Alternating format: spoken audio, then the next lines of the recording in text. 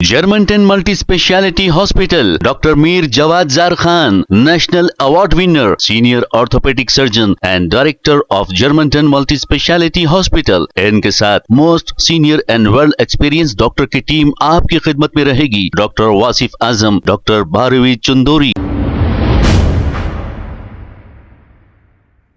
अस्सलाम वालेकुम नाज़रीन, 7H न्यूज़ सच को रखे आपके आगे। आबिड ट्रैफिक पुलिस की जानिब से गन फाउंड्री के पास ड्रिंक एंड ड्राइव चेकिंग की गई। इस चेकिंग के दौरान 7 लोगों को जो हालत नशे में थे इन्हें रोककर इनकी चेकिंग की और इन पर मुकदमे दर्ज किए गए हैं। आइए देखते हैं ये रिपोर्ट।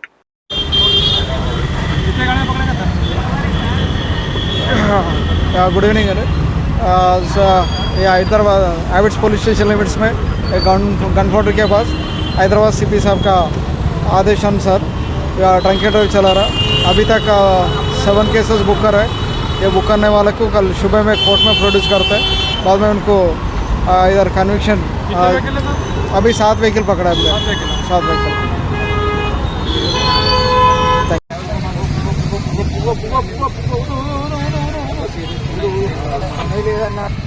आ गया, कहीं भी नहीं आता।